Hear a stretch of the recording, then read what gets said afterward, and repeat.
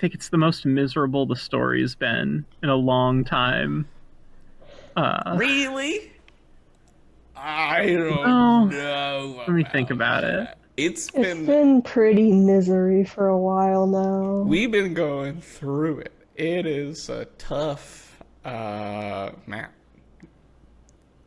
I mean, it's been Nah, yeah, you're right. it's been a steady and not shallow decline since It's like, the most the miserable middle. we've been since last chapter.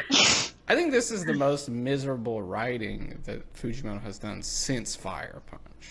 Surely. Yes, Right. definitely. Fire Punch was just like taking you, dragging you through the mud and fucking, stringing you out almost like it's so fucking brutal that it even goes beyond. I feel like Chainsaw Man has been really miserable, but it's like closer to home, you know what I mean? It's not It is it's not so about exaggerated. society. It's like that real. It's like, ooh, this is kind of like, I don't know. I don't know. Ugh. A little too real, like A lot of yeah. the traumas in Fire Punch are very fantastical. Right. Whereas a lot of the stuff in Chainsaw Man, like, the That shit fights that obviously happens. are fantastical, but the actual like character drama is like it's Yeah. real shit. It's real Like a lot shit. of it. And that includes today's discussion. We are back again from the discussion. We had a impromptu week off. I guess we can discuss the last chapter, although it kind of just leads into this one. This is really the meat of this little sequence. A week off because big storm blew through, not just Texas, but blew through the city here and took out the power for like a day, and then check out the internet for like another week and a half. So we did nothing I can do about that. That was unfortunate, but we are back with another chapter discussion talking about a heater. Oh, what a chapter! God. Oh, when he fucking shifts into gear, this guy really knows how to turn it up. Chapter 207, title, Budda Budda Budda Budda Budda Budda Budda. Wonderful stuff. Well, we will get into that in a moment. Before we get into that, let's all introduce ourselves. I am, of course, your host, Secret Doves, age 34, not for much longer. Ooh. And my contract is, of course, with the War Devil. Well known at this point. We'll get there. We'll get to it. Oh my god. I would like both of my my contributors on this episode to give their name, age, and devil contract. Of course, as much of that information as you would like to can be confidential. Art Devil, take it away. Hi, I'm Art Devil. You can call me Winter. I'm probably old enough to be here, if I had to guess. And I'm currently in between contracts right now, unfortunately. Oh, contract. Yeah, I had a That's rough a spat dangerous with situation. I had a little argument with the Hindsight Devil. I really shouldn't have contracted with it, It's a bad one. but life goes on. Very expensive, that one. Okay, take it away, Bic. I'm Vic. I just turned 20 yesterday, so update. And Birthday, yeah. thank you. I'd have to have my contract be the Raccoon Devil. I've been really happy with raccoons, even though it's the manifestation of the fear of raccoons. Hey, you know what I mean? Fox level seems chill. Raccoons, they're pretty chill. Not that scary either. You know, probably could be chill. Well, with that, let's let's talk about this chapter. What a fucking Oh god. roller coaster ride of a chapter. There's Yeah. this is a lot. There's a lot of things going on in the story right now. This is pretty crazy. He's cooking. He's popping off. Um, Denji doesn't deserve to be happy. I mean, it's front page one, page center. We're back here, or maybe we've been here the whole time. You know what I mean? Like game changer? Yeah. Yes. I guess the central theme of game changer is manipulating people. Yes. Sam Reich, Makima, same picture. You know what I mean? Oh. I don't like what that says about Sam. Hey, you know what I mean? Get it through your head. I'm He's I'm trying. he's the comedy Makima. He's a Makima but funny. You can't deny it. That's Alright. I'm not even going to try to. Yeah. It is what it is. That's the levels of analysis we get to on the public safety special broadcast. How did both of you feel about Denji's situation here? Denji's proclamation here. Denji's mindset here. This is really interesting to me, but I want to hear some other takes. I'll pass it off to you first. Well, it's kind of, you know, that deep inside he's always kind of felt this way or was struggling with whether or not he deserved happiness because not necessarily a new development, which is why they can keep getting away with re-traumatizing our boy. Uh, it's I think. No, I would be getting too far ahead if I randomly start talking about Asa, so I'll let Winter go. Yeah, we'll get there. There's a lot to say. Yeah. Yes, Yeah. this is long standing. So, um, something I didn't see a lot of people talking about is falling does not invent trauma and then hit you with it. Falling Right. brings up trauma that already exists within you, Right. which means that what was going on with Denji was not ignorance, it was repression. It was pushing all of this stuff down because it was the only way he was able to continue functioning. And now that it's in the forefront, he's having a total emotional breakdown. Right. And Right. maybe I should stop before I get into DID theory. I don't know. I don't know if the podcast is ready for that. I do believe it, but you know. I mean, I don't know too much about that, so we'll save that for later. Perhaps we'll come back to it. I think it will probably continue to be relevant as we go through this. But the fact that Denji is like repressing all this stuff, that is also though like a part of the like ignorance idea of the story, right? Like that's like Quan Chi's bit about ignorance is bliss in part one. Is it's not that she is unaware of these unpleasant things that she's encountered. It's that she is deciding to ignore them because knowing about them doesn't matter. You know what I mean? I think Even if you know, doesn't change anything. So you might as well just push it down. Just ignore it. Just don't even think about it. Don't even worry about it.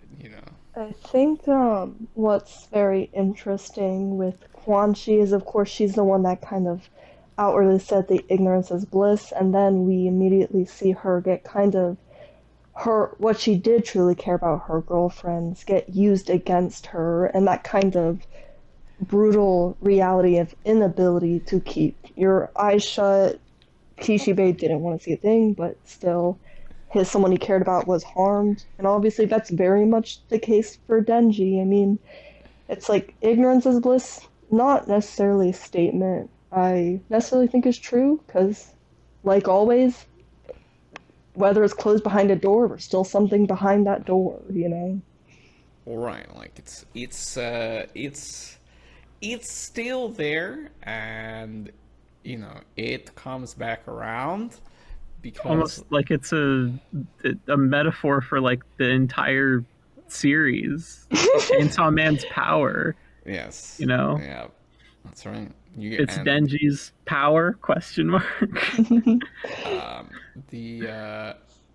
The way, what we're on, like the way that Denji keeps it out of his mind is exactly what allows for all of these people to come in and manipulate him and control him and, you know, destroy him and like break him down, right? Because he's not, you know, just like what happened to Quan Chi, even if you ignore it, it's still there. So it can come and affect you, whatever it is, whatever reality that you're pushing down, it's gonna come back around, and because it's still real. So Dare I say, Makima? yeah, That's what she did. that's what I'm saying. Denji ignored all the warning signs about Makima and all of the, you know,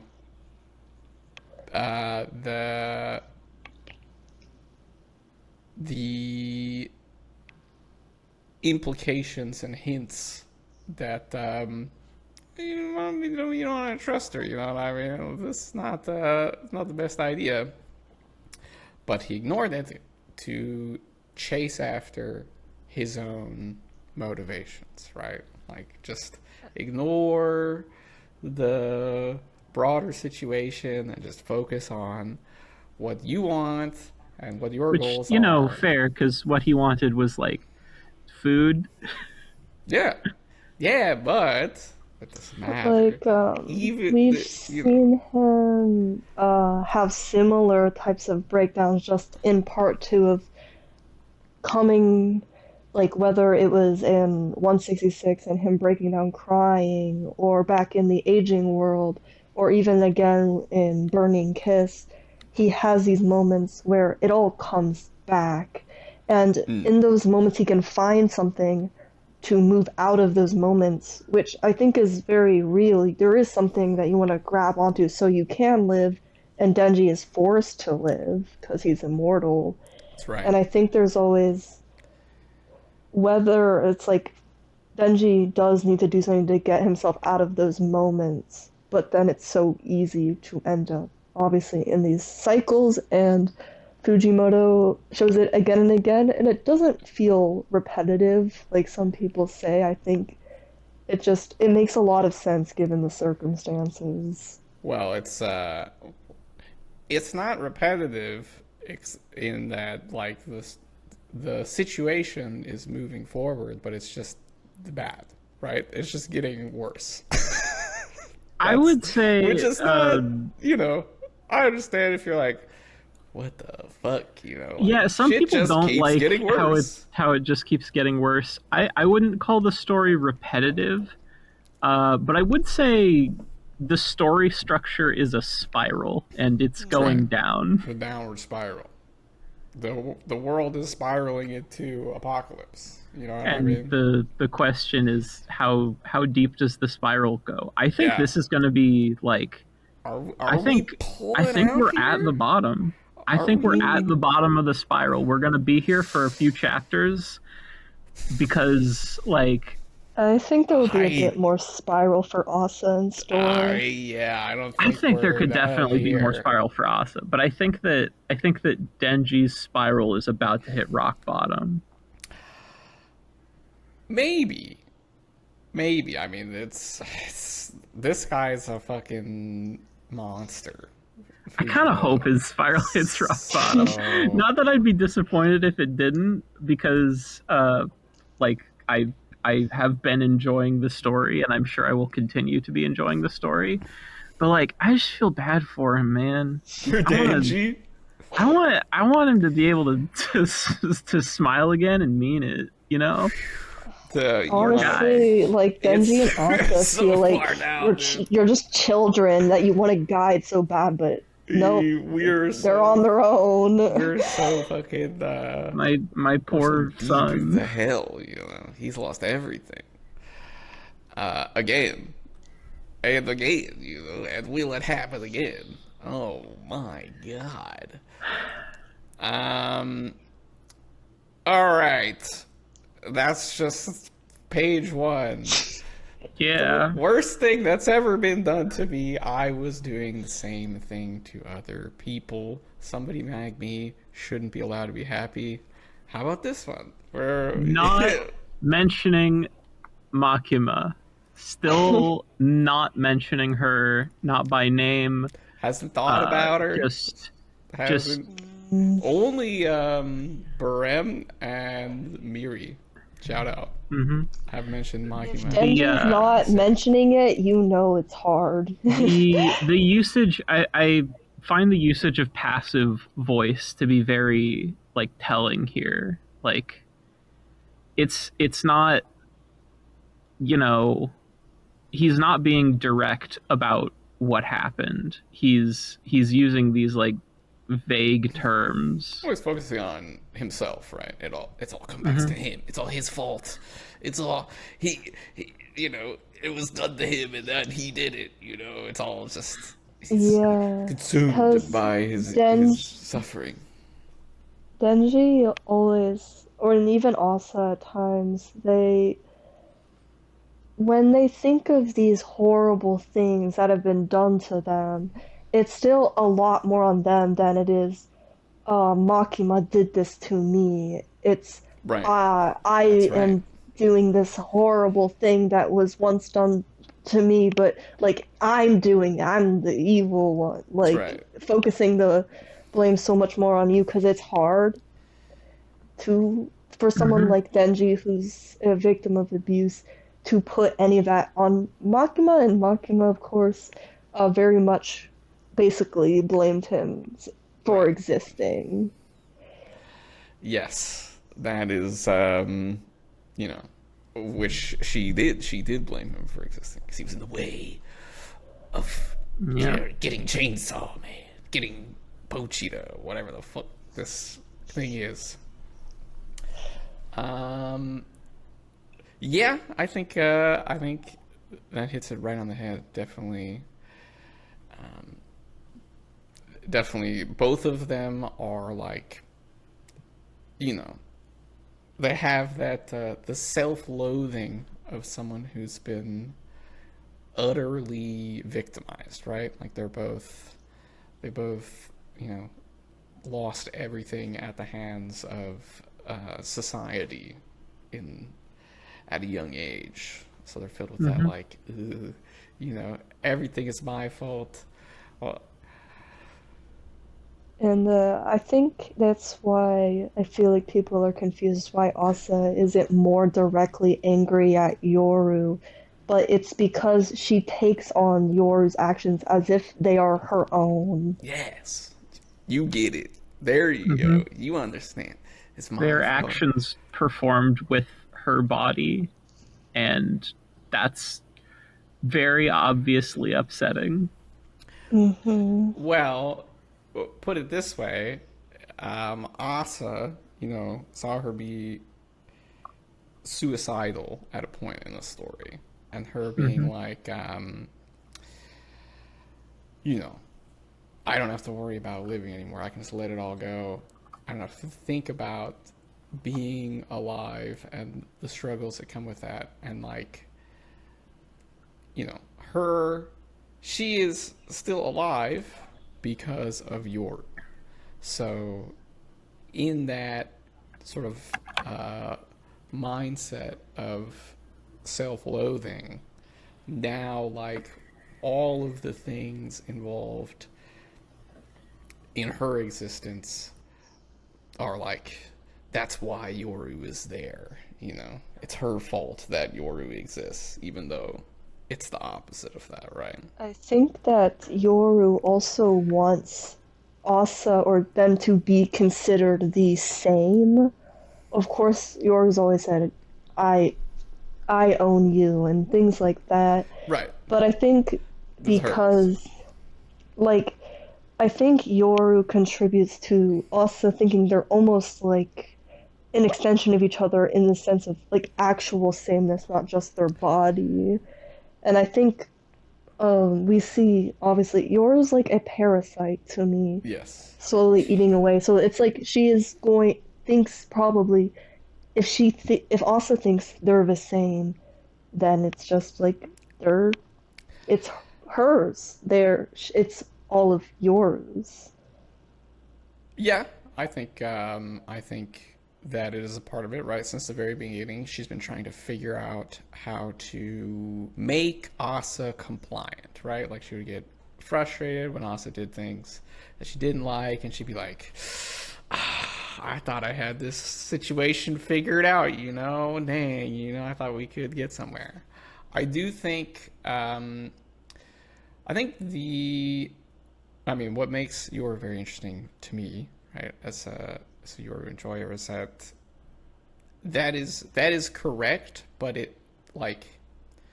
it's not the same as with Makima, where she has like two faces, right? Where she's got like this real plan that she's trying to do, and then she's doing these tricks to try and trick Asa. She's very like it's very the emotions behind it are direct. She's not Yeah, I guess it's like you can be manipulative even without like this mastermind plan in your head. Without being two-faced about it. She's just genuine with her emotions, but she just is manipulative, right? She just wants to. She genuinely feels this way, and that is like this egotistical, selfish, manipulative character that she has, and she's just there. She's just doing it, right? In your face with it.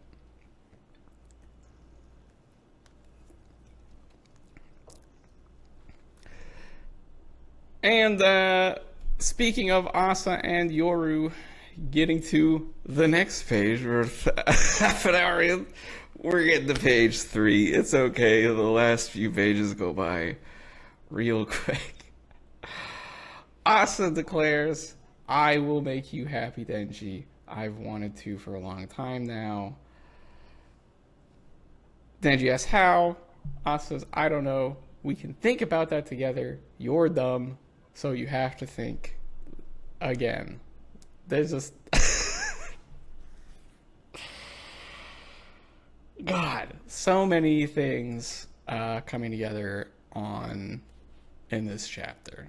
So, any takes on this sequence from Asa? Any takes on these declarations? There's a lot to say in different ways to look at it. I think to start with maybe the positive, it is very different for Asa to assert something that she wants, especially when it comes to proper connection, that she can even say, I want to make you happy, which is not something she could have done in the initial Falling arc. That would have been too scary at the time. So that kind of does show how she has changed, that she feels emboldened enough to confess something like that she is trying to connect with pretty open intentions. It is a development in that. I will say that she's been pretty open about it since after the prison break, right? You know, she was like, I'll do anything to help you," when they were looking over the ruins of the house, and then she was like very adamantly like, "I will save you" on the train, right? So I wanted to say I view this as an extension of her desire to save Denji, and yeah, if you ask me, this page is set up, and then a couple pages later, we get punchline, because it's yet another example of a character saying, "I want to save you. I can save you. You know, I can do what's best for you." You know, which implies in and of itself, like, I know what's best for you. And then a few pages later, hold on.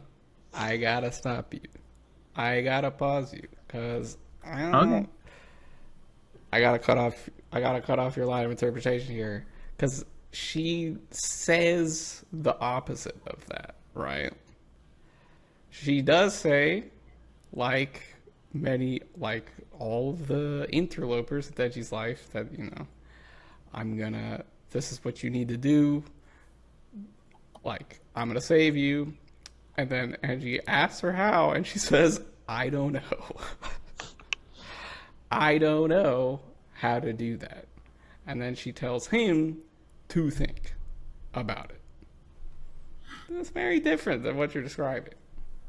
Well, for me, it's the "we're superheroes" line that to me indicates knowledge that she does not have about the two of them, because she's not a superhero, obviously, which, like, it's fine if she calls herself that. She's like coping about how her body was used to murder hundreds of people. Hold up.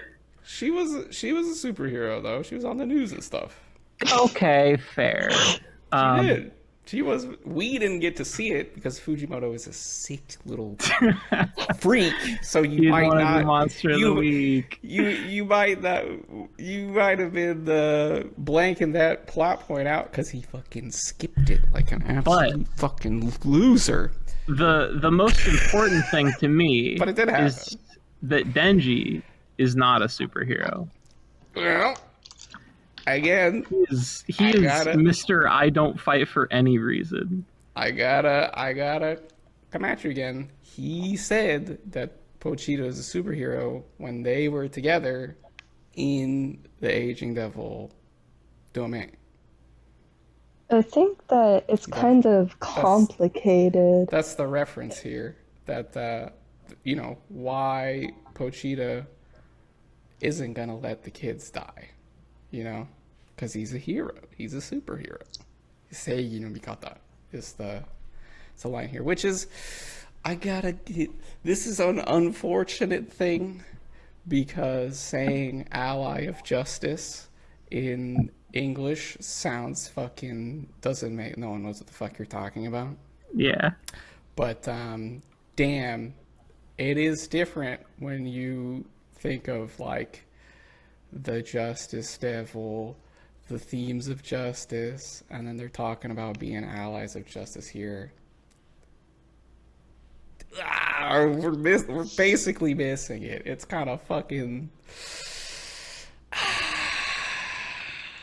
That's a tough one. That is a loss in translation. It's like also, like, I don't really know, and that's just true. Both of them are just young teenagers, and I kind of pulled up that interview Fujimoto did after Volume 11 talking about heroes, it's kind of pretty shitty and kind of being put with that burden that part 2 had to be written because Denji wouldn't just quit being a hero.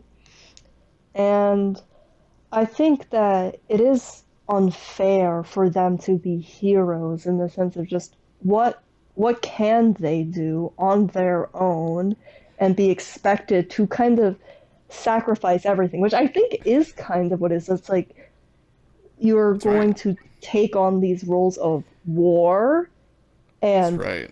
Chainsaw Man, the Oh, hero of yes. hell. You And become what the does that devil. mean? What does it mean to embody those things and being those symbols? Right. I don't think they're A particularly comic that book hero can good. easily be a symbol, and I mean comic book hero in the sense of like a comic book hero in a manga that is about the like largely unproblematic idea about being a hero.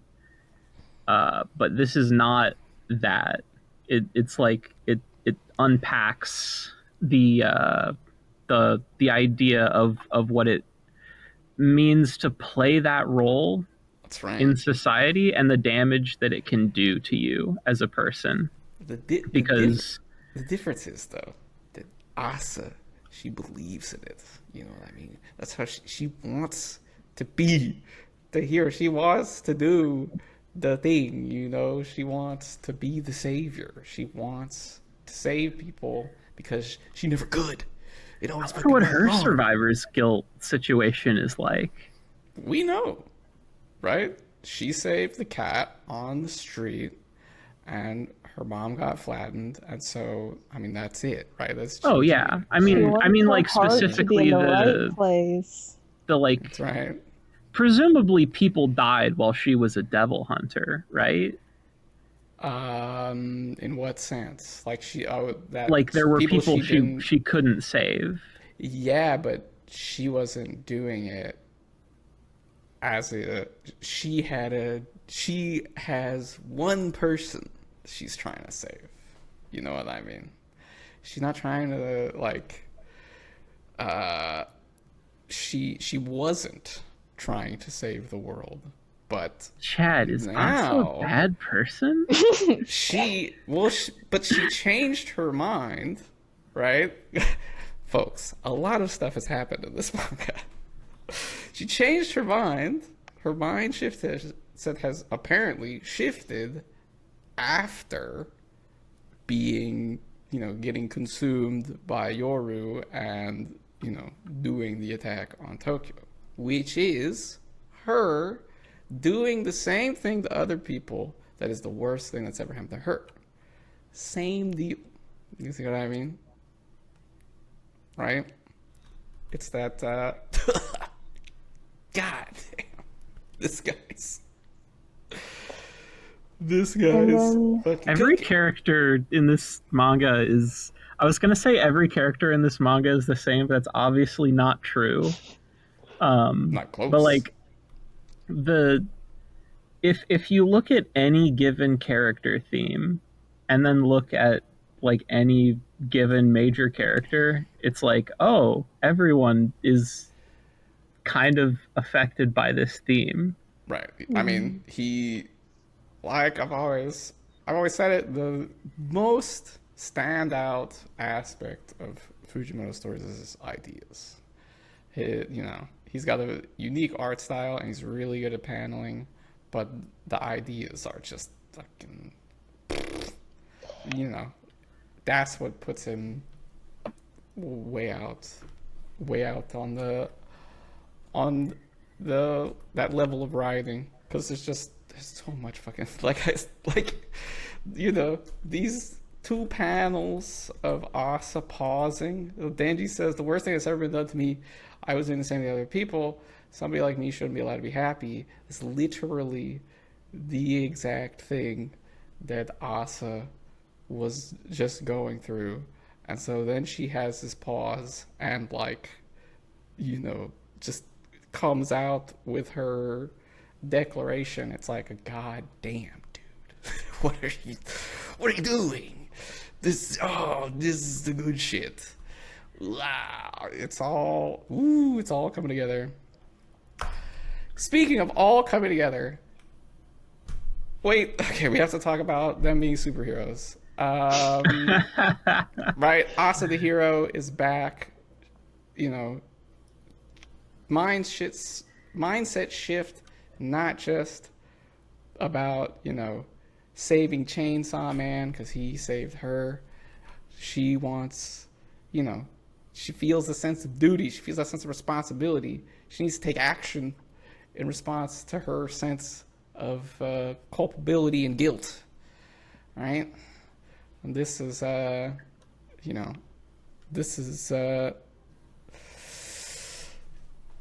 there's this, and Denji has a reaction to that. So what do you think about this idea of the superhero coming in?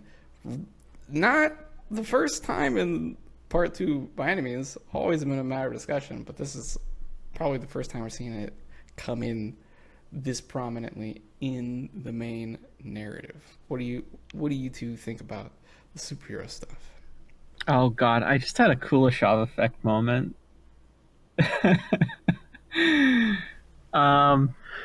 What if she's lying? Because I'm looking at page 2 and I'm looking at the bottom third of the page where I'm looking at those 3 panels of Asa down there, and I'm like, what if she's just literally trying to think of anything she can say to snap Denji out of it, regardless of whether or not she believes it? What if she's telling him what she thinks he needs to hear? Could be. Because I'm looking at those panels and I'm like, it could be her working up the like force of will to make some kind of confession, but it could also be I don't know what the fuck I'm doing, and I'm desperately trying to think of anything to say. I mean, like, I had that exact same kind of vibe that does just kind of feel very desperate. Like, I'm trying to talk you off a ledge. Yeah. You know? Yeah. And you could say, when Denji saved Asa, he doesn't even remember it, you know? Like, That's true. I don't... He doesn't like, remember what he said. He was like, you know, think about cats, dogs. I mean, he didn't know Asa very well. But... I think that I was thinking about it, Asa is being very desperate in this moment, but True. I still think we're superheroes is something that she probably has internalized to an extent, just with her character progression in mind. Yeah, I mean, I think it is a desperate declaration, but I don't know if that means that it is also not genuine, right? She might not, you know, this situation is causing the heightened emotions, but, you know. Is something we will only find out when we get probably significantly more progress in the story. Well, I think the story's, I think we're schmoovin'. I mean, like, maybe a month from now. Well, yeah, you know, a couple chapters. Yeah. Speaking of the development of the story, ooh.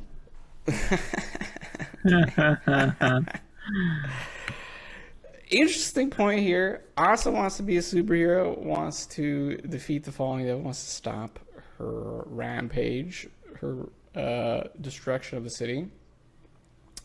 And, you know, hey, Yoru's trying to get her get back. So for the moment, their goals are aligned, and Yoru's down to clown. Tank. Yeah. Comes out. I love this panel. It's nuts. I mean, this is classic Fujimoto. This is This is like, this is that real Chainsaw Man shit, you know? when you say classic, it really is classic because when was the last time he did one of these top bottom pages where one panel is stretched across both and then there's also stuff going along the bottom? Because that's really not a thing he does much in part 2, right? It happened in the when Yoru did the gun goddess attack. He used it there. I remember. Okay. Also, maybe when she hit Pochita with the bang through the stomach. I thought that was just a regular spread. That was a double spread with one of his, like, you know, angle panels in there. I remember. I will say, shout out to Hokuzono. He, the Kagurabachi mangaka. This is a thing he does a lot as well. Yeah, it made me realize how inspiration there. It's fucking reading Kagurabachi made me realize how infrequently it comes up in Chainsaw Man relatively. Yeah, well, Hokuzono does it a lot. That is a hallmark of his style, I would say. I think it's awesome, and everyone should do it more. It's always rad. It's kind of hard to pull off, you know, because it's a pretty complex panel sequencing kind of question, making it make narrative coherence.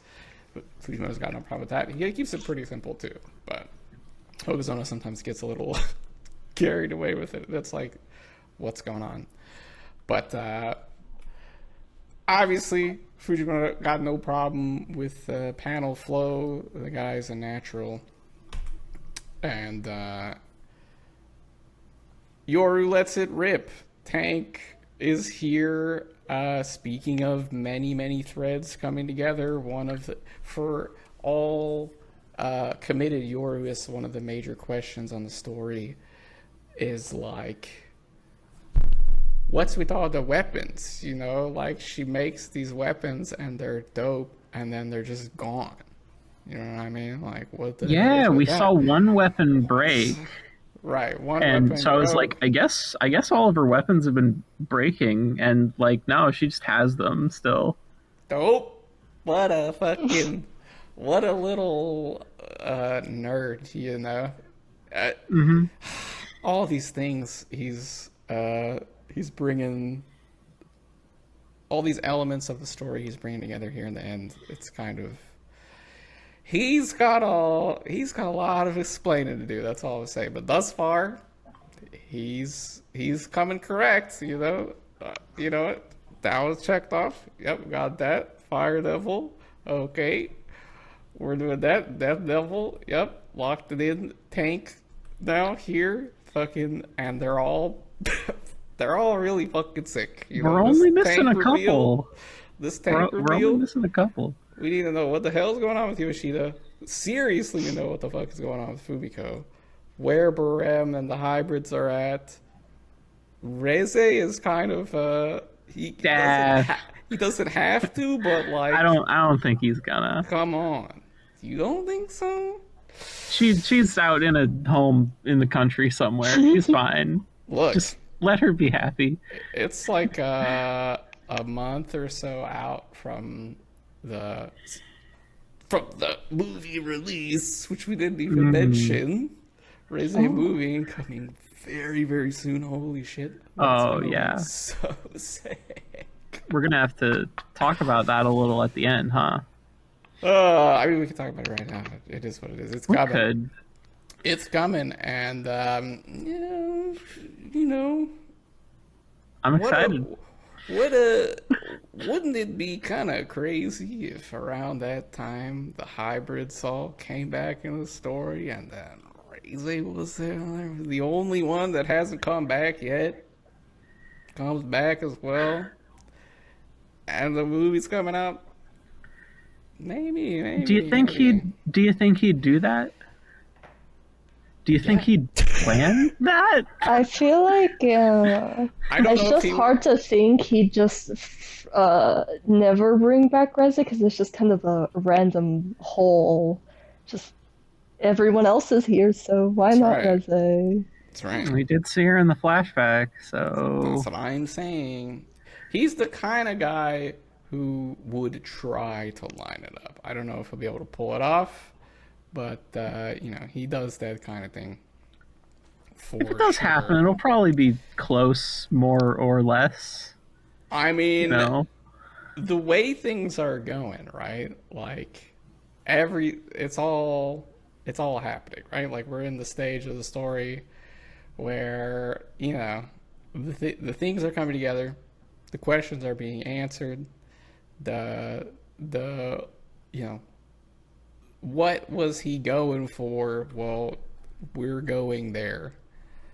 mm-hmm. So, speaking of which, we have all the weapons come back. Oh my god. Yours Literally, it's incredible all of them. mall ninja fucking giant gun with spikes all over it. Yeah, some ones we haven't seen before. We got a slide rule, like machete, aquarium spear is there.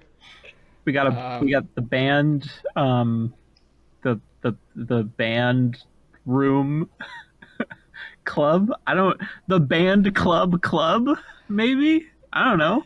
Yeah, then we have like this unlimited blade works pile of swords. Yeah. It's just everybody who's hating on it always being swords is like, all right, you know what We I got mean? like a couple of axes. You got some axes. She also had a gun. We got a spear or two also. You're finally holding a gun for the first time in the manga, by the way. She's Well, been it's firing her the gun arm. devil, but not like an actual, not having a gun as a weapon. This is something I brought up, and I have no idea what the answer is, so I'd like to get your guys' input on it. Is Denji gonna have a reaction to seeing someone close to him have one of their arms turn into a giant fleshy devil gun, or is he not gonna react to it at all? Because every time I make a definitive call about how Denji's gonna react, I'm wrong. So I'm just gonna not do it this time because I mean, we know I'll guess he's grade A certified at like repressing his trauma. So, but he's also just also not having in a that mode right now. Yeah. It could He's be. a bit of a mess so much that it could be he's already too lost in his own sauce to process He's what's already going on exactly. Too deep in it. Could be. That is a great question. What is going to happen with Denji to lead into our final and this week it's tough. I mean, it's always tough. This week is really tough. But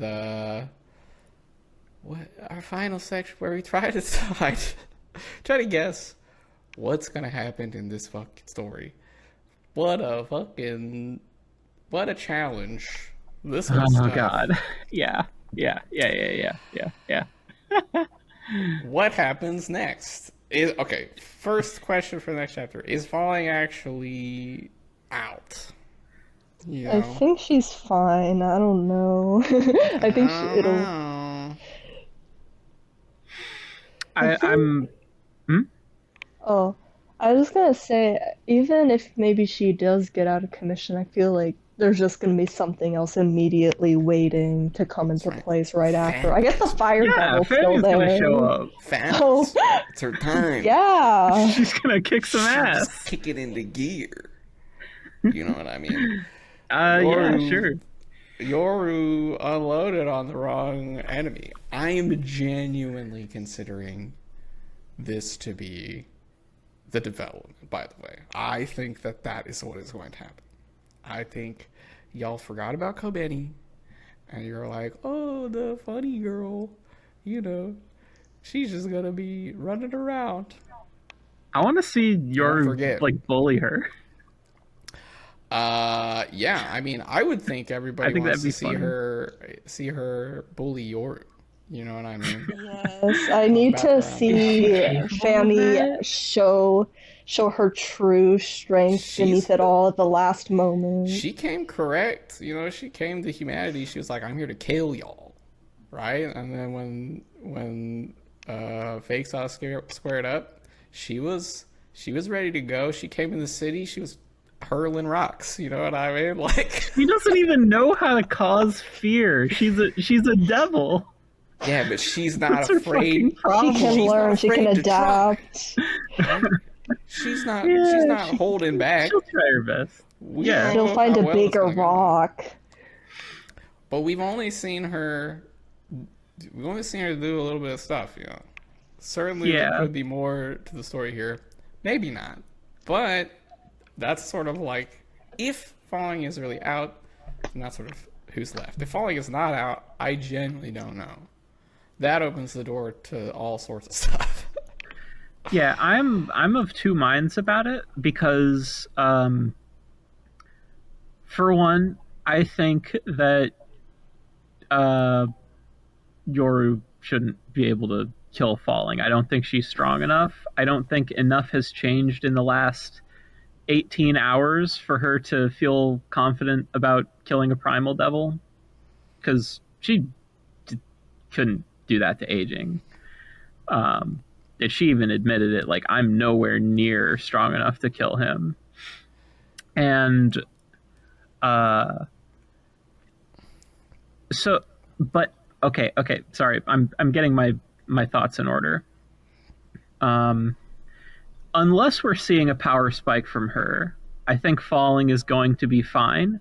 However, Falling's expression does get progressively more annoyed the more times she takes a weapon in that spread where she's just getting cut apart over and over by all the weapons.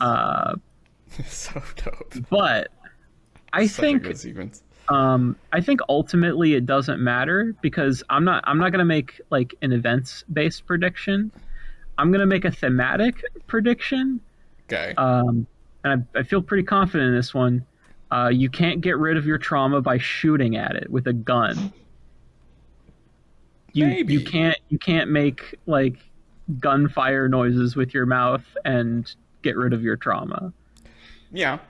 I think I also think it would be interesting if the fight continues, right? Because we haven't seen Denji get in the fight, you know what I mean? And that's like, yeah, he just stared at her boobs. Yep.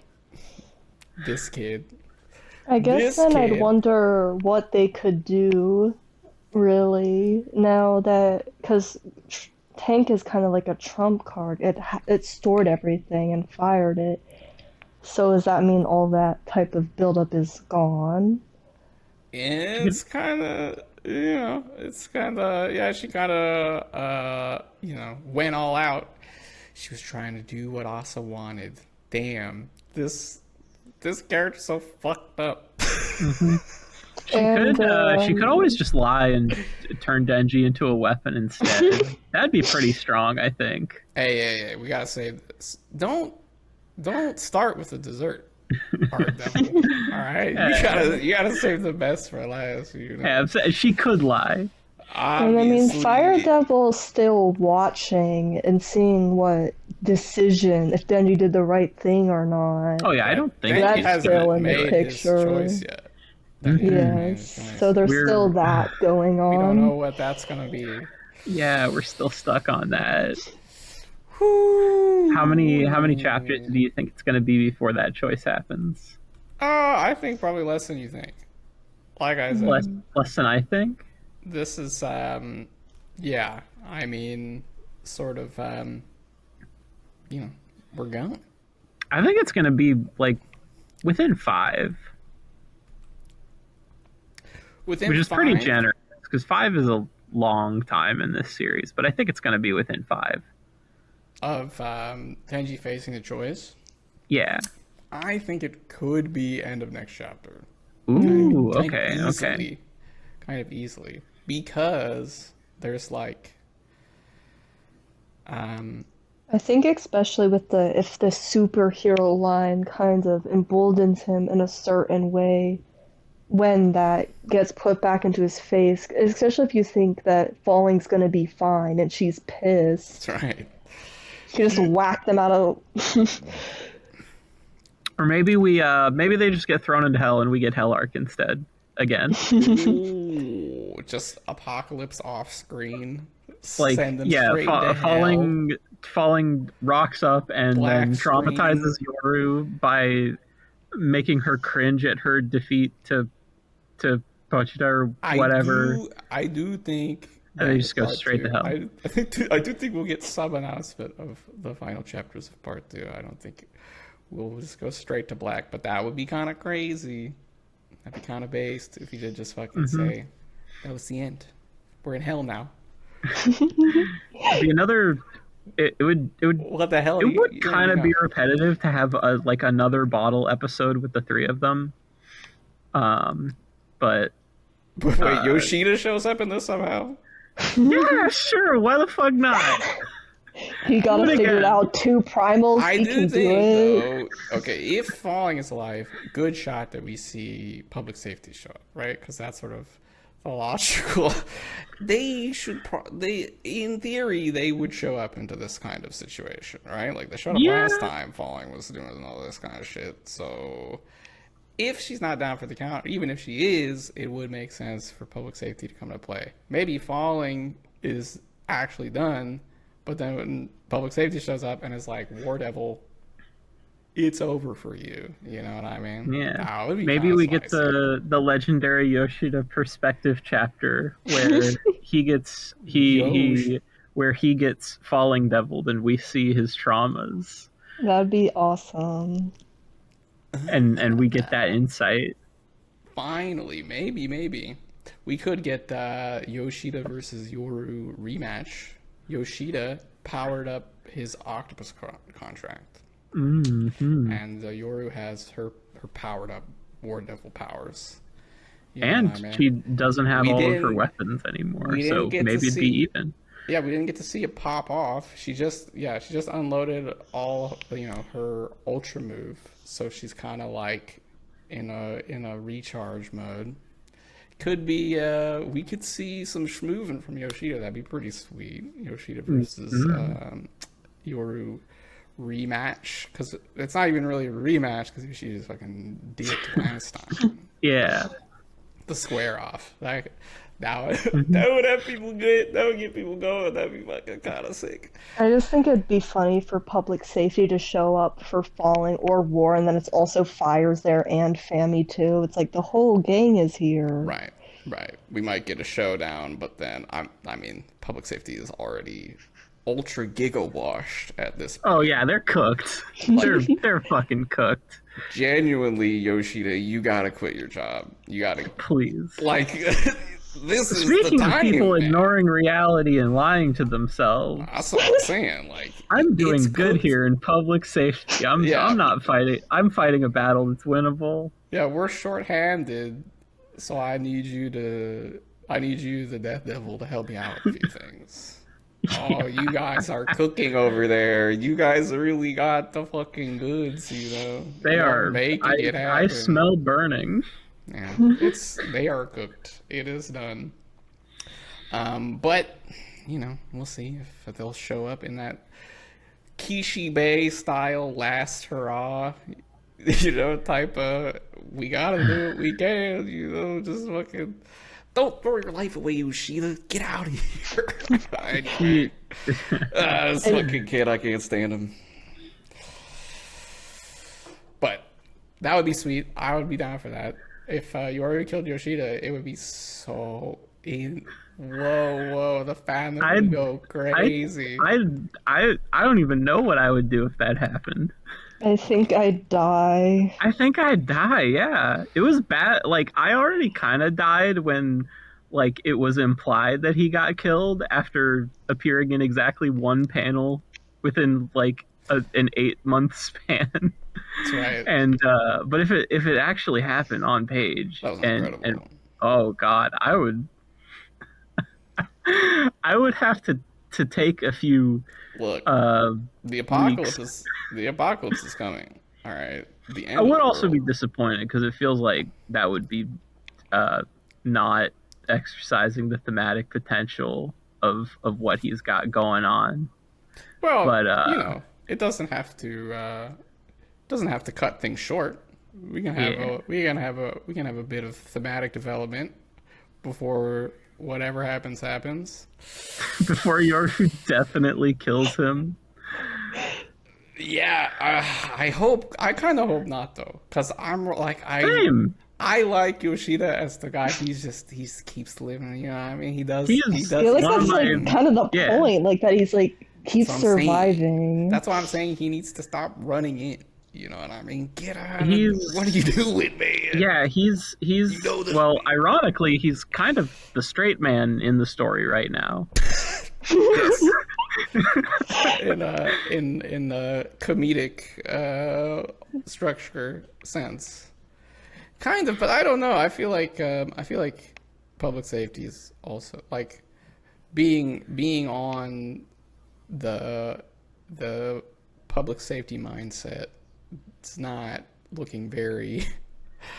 It's looking a little delusional right now. Let me You know what rephrase. I I mean? think he's the closest thing the story has to a straight man, Like a normal, which again is guy. very very funny to say. Yeah. Who's honestly the most like normal character in the story? Nobana, right? Nobana's just like some Probably, yeah. Like he's just having incredibly normal reactions to kid.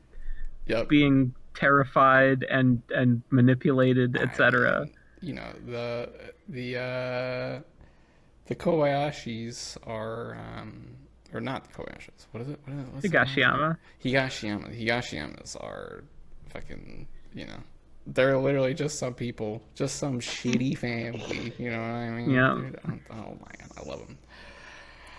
Will they come back? Will No. will the Three Stooges appear again? I'm certain that they will. I am confident that we will revisit the Three Stooges. I don't think once more Kobeni's gonna come before back though. We'll see. We'll see. She's- Her brother she's- is right there, so it's Yeah. really not that far off. You know what I mean? I do think we'll see the Three Stooges again before the end. Yes. I need to see those goobers back. Yeah.